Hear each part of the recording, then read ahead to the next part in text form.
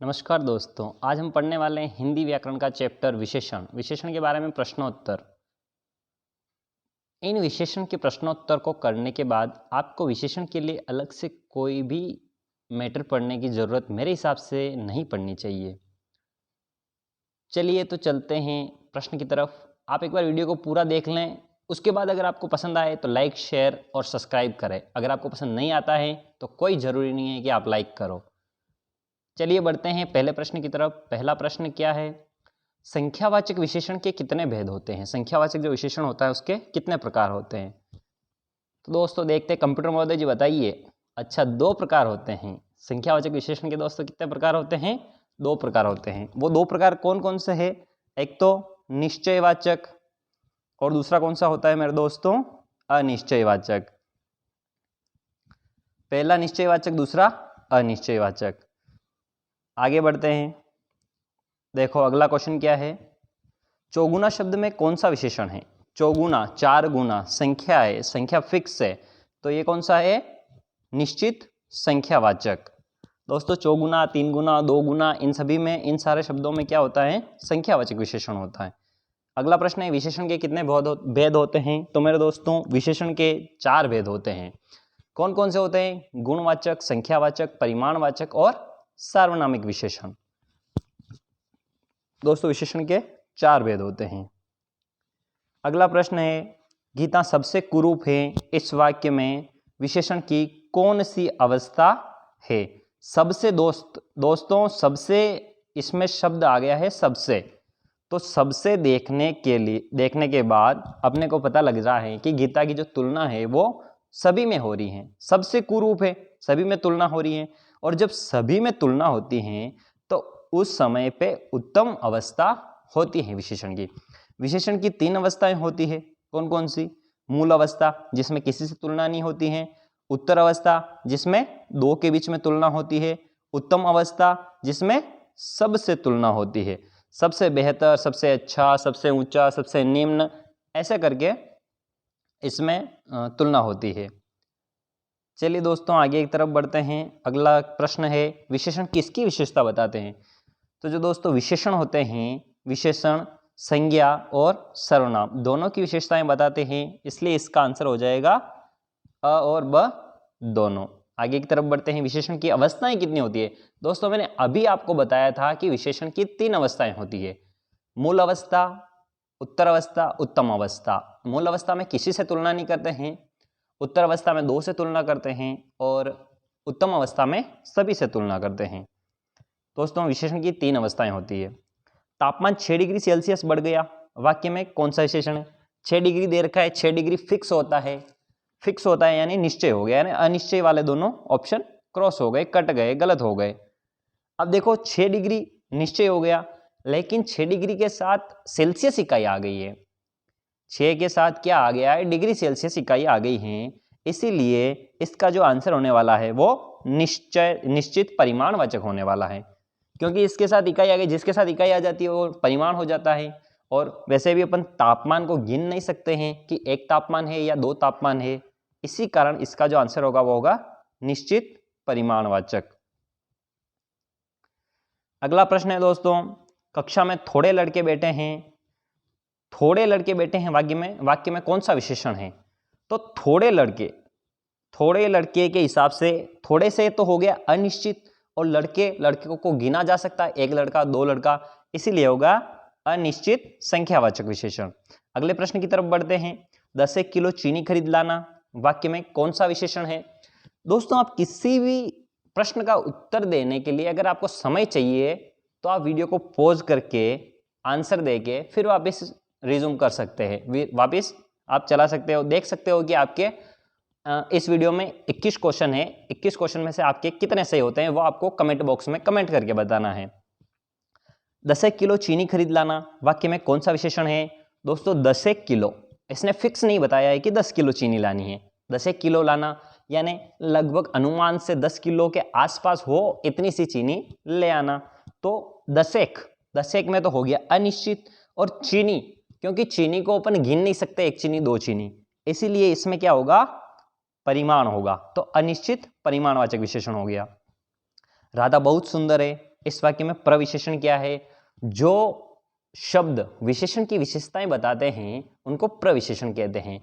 प्रविशेषण सामान्यतया या ऐसे कह सकते हैं सर्वथा विशेषण के पूर्व में लगते हैं और विशेषण की विशेषता बताते हैं, उनको प्रविशेषण कहते हैं। यहाँ राधा की विशेषता है सुंदर, और सुंदर की जो और विशेषता बता रहा है वो है प्रविशेषण, विशेषण से पूर्व लग रहा है तो वो है प्रविशेषण। प्रविशेषण यहाँ क्या हो जाएगा दोस्तों? बहुत। इसमें प्रविशेषण कौन सा होगा? बहुत होगा। अगला प्रश्न है, निम्नलिखित शब्दों में कौन सा शब्द विशेषण है? दोस्तों ये मोस्ट इंपॉर्टेंट क्वेश्चन की श्रेणी में आता है। मोस्ट इंपॉर्टेंट क्यों?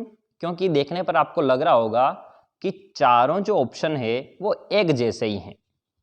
दोस्तों लग रहा है ना? सच्चा भी सही लग रहा होगा आपको, मिठास भी सही लग रहा होगा, नम्रता भी सही लग रहा होगा, शीतलता भी सही लग रहा होगा, लेकिन इसका सही आंसर क्या है? देखिए, इसका सही आंसर होगा सच्चा। क्यों होगा सच्चा?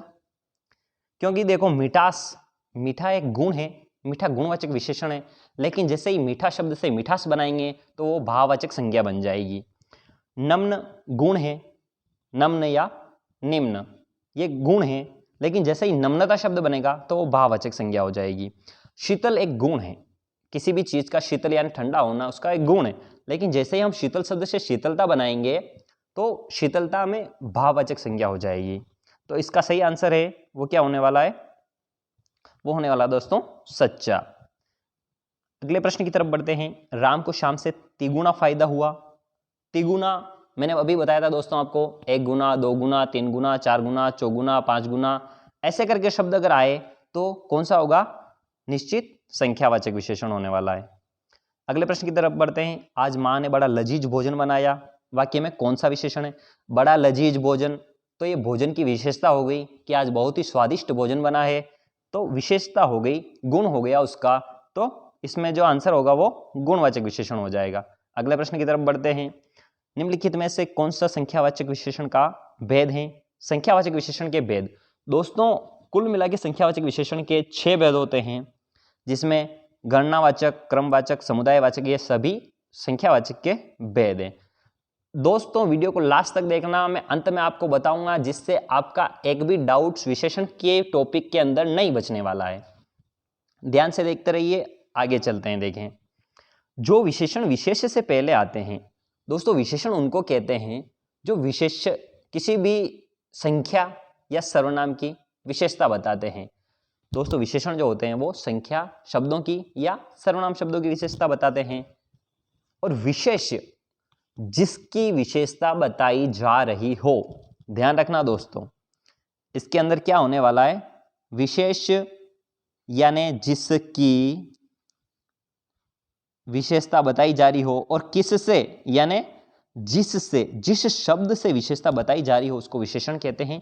जिस शब्द की विशेषता बताई जा रही हो उसे विशेष्य कहते हैं। इसमें बिल्कुल भी कंफ्यूज नहीं होना, जिसकी विशेषता बता रहे हैं उसको विशेष्य कहेंगे, जिन शब्दों से विशेषता बता रहे हैं उनको विशेषण कहते हैं। विशेष्य के अंदर क्या क्या आ जाएगा दोस्तों? एक तो आ जाएगी संज्ञा, और एक क्या आ जाएगा? सर्वनाम आ जाएगा। संज्ञा और सर्वनाम आ जाएगा। तो इसमें देखो, जो विशेषण विशेष्य से पहले आते हैं तो उनको हम क्या कह देंगे? विशेष्य विशेषण कह देंगे। क्या कह देंगे दोस्तों? विशेष्य विशेषण कह देंगे। अगले प्रश्न की तरफ बढ़ते हैं। निश्चित संख्यावाचक विशेषण के मुख्यतः कितने भेद होते हैं दोस्तों? निश्चित संख्यावाचक विशेषण के 6 भेद होते हैं। इसमें सही आंसर हो जाएगा 6। अगला प्रश्न है, कौन सा शब्द गुणवाचक विशेषण है? कौन सा शब्द गुणवाचक विशेषण है? गुण किसमें बताया जा रहा है?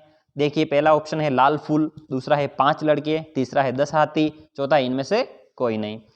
लाल फूल, फूलों की विशेषता है कि वो लाल है, फूलों का गुण है कि वो लाल है। 5 लड़के, 5 लड़कों में दोस्तों निश्चित संख्यावाचक हो गया, 10 हाथी में निश्चित संख्यावाचक हो गया, तो ये दोनों तो ऑप्शन होंगे नहीं, और अपना सही आंसर जो है वो क्या हो जाएगा दोस्तों? लाल फूल हो जाएगा। अगले प्रश्न की तरफ बढ़ते हैं। किस वाक्य में स्थानवाचक क्रिया विशेषण है? इन वाक्यों में से अपने को देखना है कि कौन स्थान के बारे में बता रहा है, और स्थानवाचक क्रिया यानी क्रिया का स्थान बता रहा हो।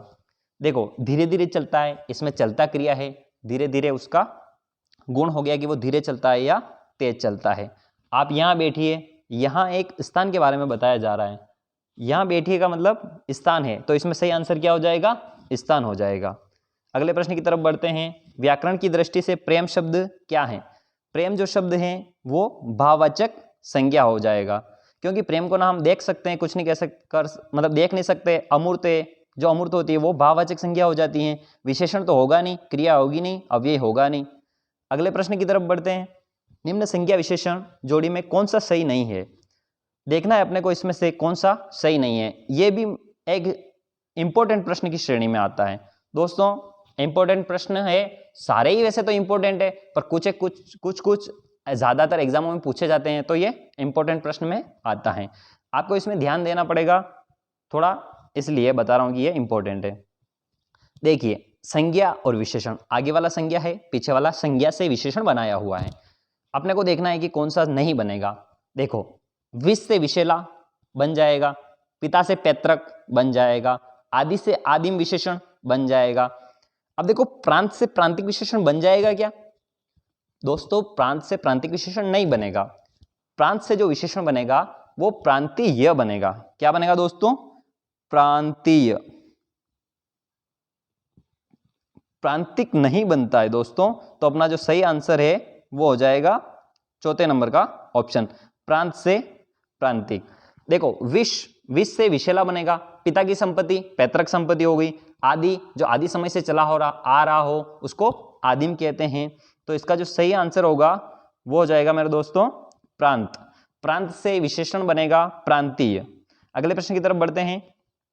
संख्या या सर्वनाम की विशेषता बतलाने वाले शब्दों को क्या कहते हैं? दोस्तों, जब विशेषण स्टार्ट करते हो तो उसी समय आपको कोई भी अध्यापक ये परिभाषा बता देता है कि संख्या या सर्वनाम की विशेषता बताने वाले शब्दों को क्या कहते हैं? विशेषण कहते हैं। अगले प्रश्न की तरफ बढ़ते हैं। अगले प्रश्न के प्रश्न खत्म हो चुके हैं दोस्तों। अब आपको इस स्लाइड में इसके बाद कोई भी डाउट नहीं बचेगा आपका। विशेषण मुख्यतः कितने प्रकार के होते हैं? 4 प्रकार के होते हैं। गुणवाचक विशेषण, परिमाणवाचक विशेषण, संख्यावाचक विशेषण, सार्वनामिक विशेषण। देखो, परिमाणवाचक विशेषण होता है जो निश्चित परिमाण बताता है। आधा किलो आटा, 2 मीटर कपड़ा, 3 लीटर पानी, ऐसे करके निश्चित परिमाण बताता है। अनिश्चित परिमाणवाचक, थोड़ा सा आटा, थोड़ा सा पानी, थोड़ा सा जूस, ऐसा करके जिनको गिन नहीं सकते उनको अनिश्चित परिमाणवाचक, जिसमें थोड़ा सा कुछ समथिंग ऐसा कुछ आता है क्वेश्चन, मतलब शब्द आते हैं, तो अनिश्चित परिमाणवाचक हो गया। अगले की तरफ बढ़ते हैं दोस्तों। संख्यावाचक। संख्यावाचक के अंदर एक तो होता है निश्चित संख्यावाचक, एक होता है अनिश्चित संख्यावाचक। निश्चित संख्यावाचक दोस्तों, मैंने अभी आपको प्रश्न भी आया था, उसमें बताया था कि मैंने निश्चित संख्यावाचक कितने होते हैं? 6 होते हैं। कौन कौन से? गणना वाला हो गया 1 2 3 4 5 6, ऐसे करके गणना वाला। क्रम वाला हो गया, क्रम वाला पहला दूसरा तीसरा चौथा क्रम से। आवृत्ति वाला हो गया 2 गुना 4 चौगुना 5 गुना तिगुना। समुदायवाचक हो गया, समुच्चयवाचक हो गया, और प्रत्येक हर एक, ऐसे करके ये टोटल कितने होते हैं दोस्तों? 6 होते हैं। अनिश्चित संख्यावाचक, कुछ लड़के आ जाओ, 2-4 लड़के आ जाओ, अभी एक क्वेश्चन भी आया था अपना 10-1 किलो चीनी ले आओ, ऐसे करके अनिश्चित संख्यावाचक, जिसमें प्रॉपर पूरा नहीं बताता है कि कितना लाना है। अगले की तरफ बढ़ते हैं तो लास्ट जो चौथा प्रकार है विशेषण का वो है सार्वनामिक विशेषण। सार्वनामिक विशेषण भी 4 तरह के होते हैं। एक तो संकेतवाचक, जिसमें किसी के बारे में संकेत करते हैं, संकेतवाचक विशेषण हो गया। अनिश्चितवाचक विशेषण, जिसमें कोई निश्चय नहीं हो, अनिश्चितवाचक। प्रश्नवाचक विशेषण हो गया, जिसमें प्रश्न का भाव हो। और संबंधवाचक विशेषण, जिसमें किसी संबंध को दर्शाया गया हो। दोस्तों, वीडियो लास्ट तक देखने के लिए बहुत बहुत धन्यवाद। वीडियो अगर पसंद आई हो आपको तो आप लाइक करो, शेयर करो, सब्सक्राइब करो, अपने दोस्तों को ज़्यादा से ज़्यादा बताओ, ताकि मुझे भी मनोबल मिले और मैं आपके लिए और भी अच्छी से अच्छी चीज़ें लेके आऊँ। बहुत बहुत धन्यवाद दोस्तों।